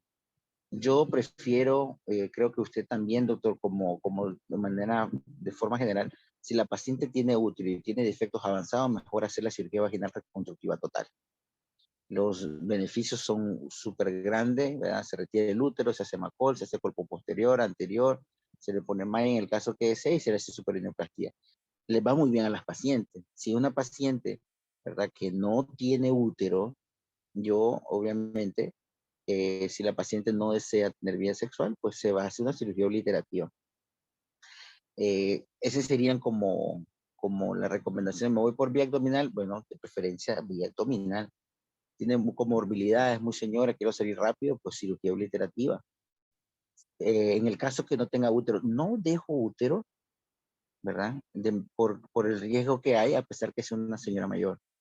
De preferencia, si tiene una paciente con prolapso avanzado de útero, muchachos, recuerde, reconstruyenla toda, porque si no, el riesgo de recurrencia es grande. En relación a los otros procedimientos, ¿verdad? Sí, la fijación de elementos sacroespinosos tiene muy buenos resultados. El uso de malla también ya se ha visto que el gran beneficio que tiene. Y solo sería familiarizarse un poco con la anatomía que está cercana al ligamento sacroespinoso para que se nos quite un poco el miedo de este tipo de abordaje. Recordemos que siempre tenemos que hacer reducción del hiato genital, ya lo te lo explicaba, porque aumenta la recurrencia cuando no hacemos un buen abordaje del nivel 3 de Lance. Entonces siempre recuerden de que el nivel 3, ¿verdad?, debe estar cerrado. En la sacrocolpopexia abdominal, el uso de malla siempre se usa en pantalón, ¿verdad? Entonces al uno colocar malla en la cara anterior y hacer la tracción, se corrige la pared anterior y igualmente la pared posterior.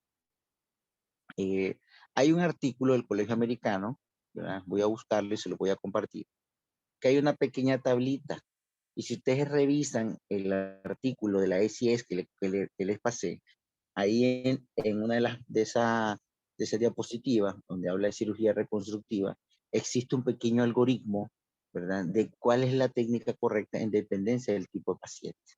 Entonces, para mí ese es mi guía, ¿verdad? Generalmente utilizo el artículo del Colegio Americano para decidir qué es lo que voy a hacer con los pacientes y es lo que está en evidencia, ¿verdad? Y es lo que en la práctica pues estamos haciendo.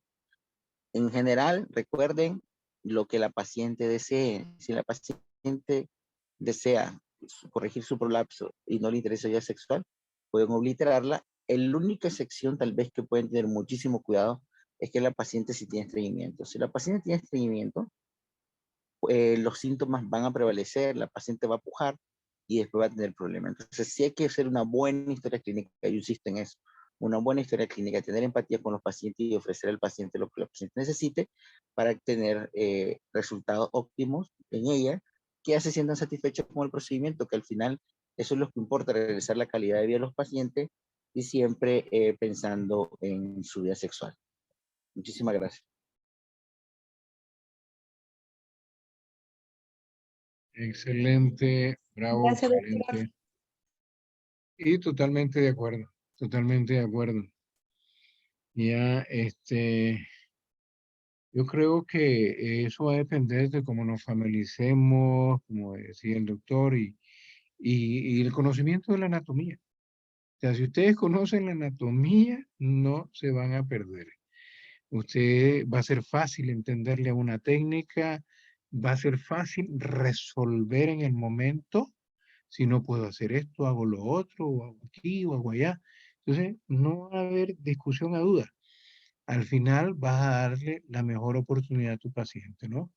Y bueno, vamos a esperar que el brazo nos comparte el artículo que nos prometió ahí para que lo tengan ustedes a mano y igual nos siga sirviendo para seguir aprendiendo, ¿no?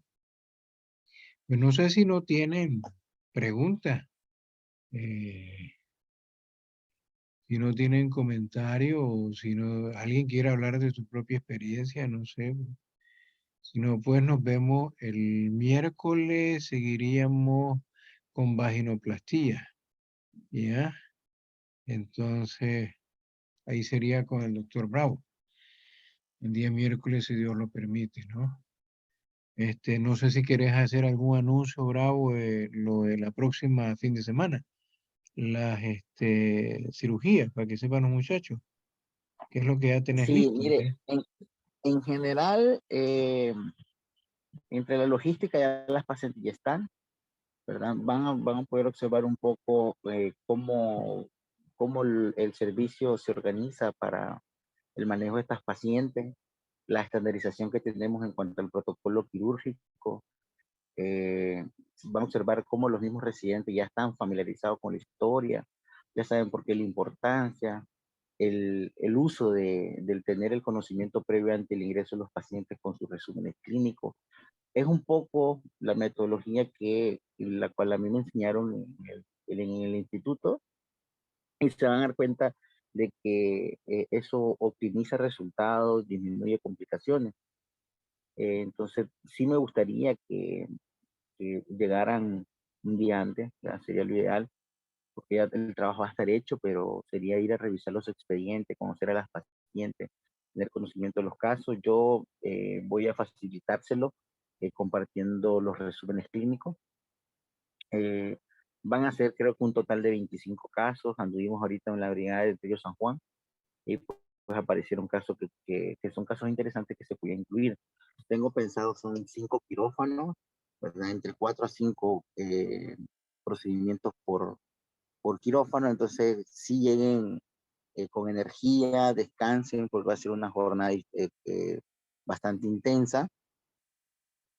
Vamos a tener el apoyo, sí, de internos, médicos residentes en cuanto a la vigilancia y seguimiento de los pacientes, para que tengamos por lo menos un chance de comer probablemente al final. Entonces, llevemos algunos snacks, porque tal vez podamos comer algo rápido en el transcurso de la cirugía, pues va a ser una jornada intensa. Ahí, en general, pues pueden llevar su pijama de color, no hay ningún problema, ni los colores, ni los tipos de pijama, solo que se la deben de colocar antes de entrar, para que cumplamos con los Oíme, requisitos del hospital. ¿qué pasó con una catamala que me prometiste? Los nacatamales se los voy a tener temprano, doc. Entonces, ahí vamos a hacer una sola comida en la mañana, para Entonces, que yo pienso, sería, ajá, ¿llegar a qué hora? ¿A las 6 de la mañana o qué? yo digo que llegar a las Para, 6:30. A las 6:30, yo creo que es importante que repasemos de nuevo la técnica de histerectomía vaginal. ¿Por qué? Porque van a haber aproximadamente 8 histerectomías vaginales, ¿verdad? Es el procedimiento que más va a prevalecer. Y la idea es esa, hacer un recuento de lo que hacemos como técnica. Entonces vamos a estar divididos, doctor, en diferentes lugares. Lo ¿quién podemos va a hacer estar incluso. quién va a estar de los muchachos ginecólogos apoyándonos? Porque son Van a 5 ver, quirófanos. son 5 quirófanos. La mayoría de los procedimientos de histerectomía vaginal los voy a dejar para los muchachos del diplomado. Correcto. Hay una doctora que ya lleva 2 años y medio operando conmigo. Prácticamente tiene la misma técnica. Por eso la importancia de estos cursos, ¿verdad? Porque ya viéndolo, haciéndolo, perfectamente ustedes los pueden servir en su práctica clínica. Ella va a estar en un quirófano y en otro quirófano van a estar otros médicos haciendo procedimientos menores. Estaba dándome la tarea ahorita de elegir caso por caso para optimizar, pero creo que en algún momento, ¿verdad? Los muchachos diplomados también tienen que pasar a los otros cubículos para que puedan, digamos, meter mano a más pacientes. ¿Qué quiere decir? Que si simultáneamente 5 pueden estar operando, porque podemos arrancar con 5 histerectomías vaginales en un solo inicio de arranque, ¿ya? Obviamente ellos van a ser los protagonistas y pues los médicos que trabajan conmigo y se están familiarizando de tratar de hacer todas las mismas técnicas, todos operar lo mismo, porque la idea es que el residente, independientemente con que uno opere, opere igual. Entonces, hay que repasar muy bien la anatomía de nuevo, ¿verdad? Repasar la técnica de histerectomía vaginal, las complicaciones, porque en algún momento, pues al día siguiente, sí o sí vamos a tener que hacer bastante mediciones de orina residual. Yo se la voy a explicar cómo la hacemos nosotros en el EODRA, y para que todos ese día nos estandaricemos a cómo estamos trabajando en el hospital, ¿verdad? Una nueva forma distinta a cómo hicieron la medición anterior. Hay que aprender diferentes técnicas, ¿verdad?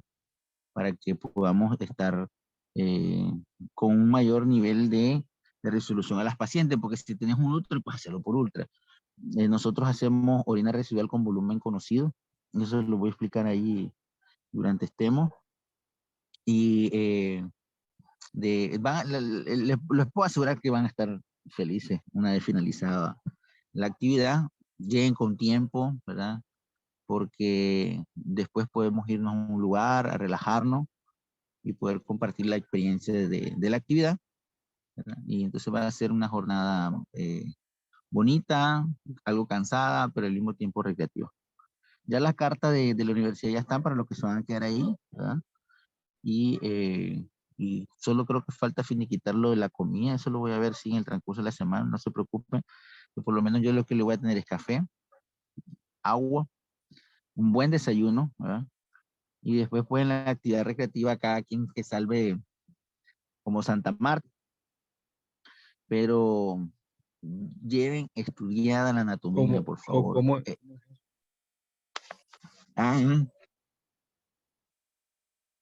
Sí, maestro.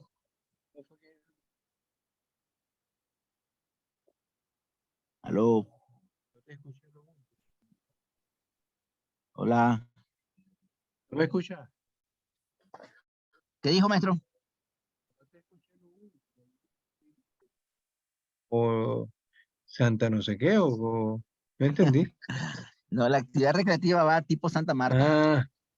Ya entendí. Ya. Va a depender de quién tiene más garganta, pues ahí cada quien sálvese que pueda. Ok, está bien. Ya, pero les va a gustar, lleguen con el ánimo, con el ánimo que puedan y descansado, porque si va a estar cansado, son 25 casos que sí los podemos sacar, ¿verdad? Yo le voy a pasar la propuesta de los quirófanos. Creo que un quirófano va a meter la mayor cantidad de número de cintas mediuretrales y en otro más enfatizado en reconstrucción, ¿verdad? Entonces, eso yo se lo voy a pasar a más tardar mañana en la tarde. Ya la mayoría, el 90% de las pacientes ya están confirmadas porque tuvimos que adelantar agenda quirúrgica, y pues de las pacientes que vienen de Río San Juan, esas sí no traen historia clínica, ¿verdad? Las vamos a hacer hasta que vengan. Yo las conocía ya en lo personal, pero como es brigada, pues no me dio chance de hacer una historia clínica sistematizada, pero igual va a tener toda su información. El viernes vos Entonces, vas a estar en el hospital, en la tarde, no sé. Sí, el viernes, sí, yo me voy a quedar ahí hasta que la vuelva a revisar y deje la documentación lista, porque vamos a estar en 2 pisos, ¿verdad? Porque abajo son 6 quirófanos, 7 3 y quirófanos. 3. Ujú. Sí, pero Es van a estar para, 3 y 3 ahí. yo pienso viajar el viernes. Viajar el viernes para Ok, maestro, que ahí voy a estar, tal ahí me puedo buscar vez, por el hospital. ahí te busco entonces para que miremoslo. O sea, tal vez tengas algún casito interesante, bonito, qué sé yo, una cosa especial que la podamos ver juntos y que nos terminemos de poner de acuerdo. No sé si los Ok, muchachos maestro, van sí. a poder viajar, pues el viernes, pero sí me gustaría que quede claro y se garantice de que van a estar a las 6:30.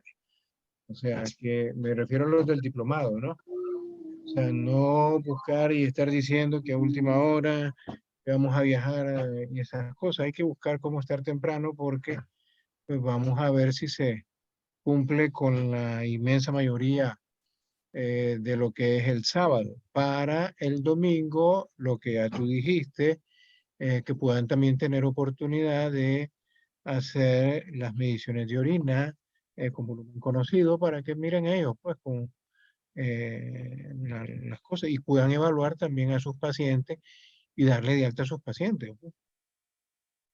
Está bien. Doctor, vamos a Sí. tener hospedaje desde el viernes, los que viajemos viernes. Sí, yo compartí la carta. Eh, Ahí en el grupo yo compartí la carta, ¿verdad? ¿Y cómo va a Donde ser, cómo va a ser la metodología? ¿Llegamos directo o lo vamos a buscar a usted? ¿Cómo va a ser? mire, que regularmente, bueno, si revisan la carta que envié, hice la solicitud como hospital, como responsable de docencia, pero de la parte del UNAM. Y es viernes 14 y sábado 15.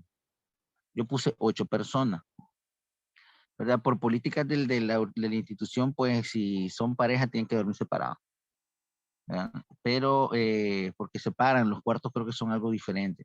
sí, La son casa, varones aparte y mujeres aparte. ¿Vamos a la casa de protocolo o a la San Felipe, hermano? ¿No sabes? y ento- sí, entonces si revisan la carta que compartí hoy, dice viernes 14, sábado y salida domingo 16.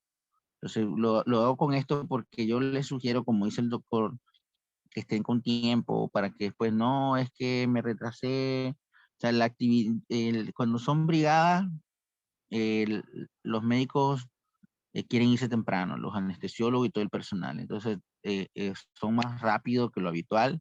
Entonces está sacando uno y meten otro porque sabe que no se van si no sacamos los casos.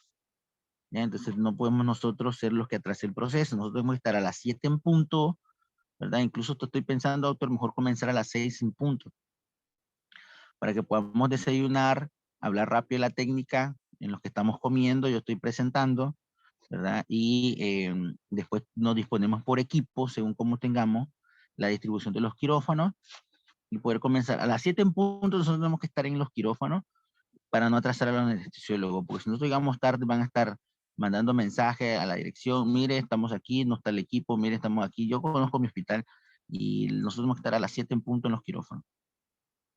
Así es. Ok, perfecto. Yo pienso que el viernes los que van a viajar nos podemos quedar en el hospital, en el EODRA, y después nos vamos a la casa de protocolo. Ya cada quien, pues, ahí está siempre la lista de los médicos que quedan. Ya se sabe que en pareja naipe, los que van emparejados, luna de miel o algo por el estilo, a buscar dónde quedarse, pues. Ya los que vamos solitarios en la llanura, pues ya sabemos que tenemos la opción ahí, varones en un lado, gracias a Dios no voy a dormir con ellos, y las mujeres en otro, pues. Y así nos vemos en el hospital y nos vamos a la casa de protocolo, ya después se puede buscar dónde cenar, qué sé yo, cosas así, ¿no? Sí, Y sí, sí, ajá. ya el viernes, maestro, yo, en dependencia del tipo de comida que quieran, yo me conozco todos los recovecos de León. Nada, Pipe, llévalo al tren, ¿cómo se llama? A la estación, llévalo. No, mire, depende del menú, depende de lo Comer que carne quieran, para asada. que también va a ser también algo, algo relax, pues. Sí, claro, Vamos a ir a claro. buscar un bequi a la estación. Eh, eh, se- Un taquito. eh. Bueno, gracias, Doctor, Bravo. solo Dice. la hora prevista para el viernes, ¿cuál sería la que usted considera? No, el viernes, mire, el viernes ya todas las pacientes después del mediodía van a estar hospitalizadas. Algunas van a comenzar a llegar el día jueves, todas las que son diabéticas y hipertensas llegan jueves, ¿verdad? Y las que no tienen comorbilidades según, ¿verdad? Se ingresan el viernes. Entonces ya el viernes, las de Río San Juan, según Chamorro, me dijo que van a estar a las 10 de la mañana, un aproximado. Y ya al final de la tarde, ya si ustedes llegan al final de la tarde, ¿verdad? Ya todo va a estar hecho. Entonces, pero sí, bueno, que conozcan su caso, ¿verdad? Y que revisen los pacientes, Yo a creo pesar de...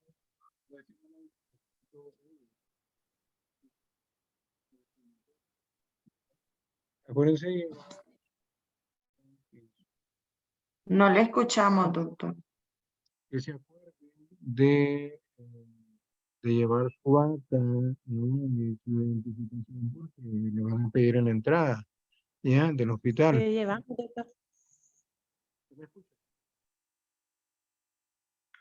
Pues yo voy a estar en el hospital, doctor. Yo me voy a cerciorar de que los ingresos y todo. Entonces, si ustedes llegan ahí al centro, ¿verdad? Ahí el hospital, pues, es el único que hay. Ahí solo pregunto dónde es que le otra. Hombre, si todos lo conocen. Muy bien, Entonces, ahí nos vemos. vale, buenas noches. Acuérdate el miércoles, Sí, vaginoplastía, sí. hermano, ¿viste? Ok, Ok. gracias a todos, buenas noches. Nos vemos el Buenas miércoles, si noches. Dios quiere, 7 de la noche. Buenas Vale, noches. buenas noches, Buenas noches. buenas noches.